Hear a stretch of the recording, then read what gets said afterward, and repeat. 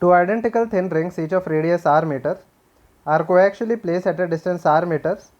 If q1 and q2 coulomb are respectively the charges uniformly spread on the two rings, the work done in moving a charge from the center of the ring to that of the another will be equal to.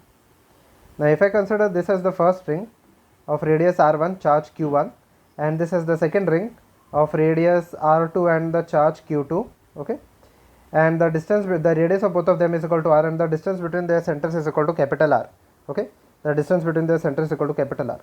So let us assume that there is a small q which is moved from, that is, point A to point B, okay. We have to find out the work done due to this. The work done in doing so will be equal to change in potential, that is V2 minus V1 into the q, okay, V2 minus V1 into q over here, okay, where q is the total charge that is moved along the surface, okay, that is moved along the surface, okay. Now before we proceed with this part, we have to find out the potential at point 2 and point 1, okay. That is said, when the charge q is at position B, the potential over here at that point, will be equal to, the potential for the ring at the center of the ring is given as q divided by r. That is due to this ring, that is q2, it will be equal to q2 divided by r. And for q1, the point B is along the axis. So along the axis it is equal to 1 by 4 pi epsilon naught q divided by r square plus x square the whole raised to half, okay, r square plus x square the whole raised to half, okay. So this will be equal to, now x is the distance on the axis, equal to r itself, okay, the distance on the axis equal to r.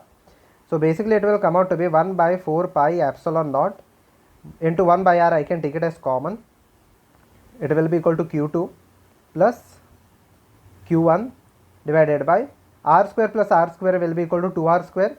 So basically it will be root 2, r is, I have already taken r outside the bracket, okay. This is the potential at the position 2. Similarly, if I calculate the potential at position 1 using the same formula, only q1 and q2 will be interchanged, so it will be equal to 1 by 4 pi epsilon naught into 1 by r q1 minus, so q1 plus q2 divided by root 2, okay. So when I subtract both of them, so the work done I will substitute in the final formula V2 minus V1 into q. So 1 by 4 pi epsilon naught and q and 1 by r will be taken as common into 1 by r, or q by r will be taken as common. It will be equal to q2 minus q1. Plus it will be equal to q1 by root 2 minus q2 by root 2, okay, q2 by root 2. So I will take q2 and q2 common, okay. So it will be equal to 1 by 4 pi epsilon naught, okay, q by r, okay. So it will be equal to q2, if I take it as common, it will be equal to 1 minus 1 by root 2, and if I take minus q1 as common, it will be equal to 1 minus 1 by root 2, okay. So 1 minus 1 by root 2 can be taken as common, so it will be equal to 1 by 4 pi epsilon naught small q capital Q into small q divided by capital R into q2 minus q1 into root 2 minus 1 divided by root 2, okay. Let us check which of the option is giving me the correct answer over here.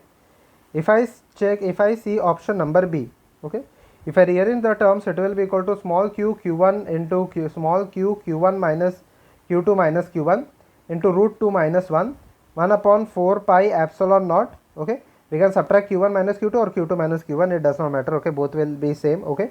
Depends on the charge is taken from which, the charge is taken from point A to B or from B to A, okay, and divided by root 2 4 pi epsilon naught into r, which is equal to option number B.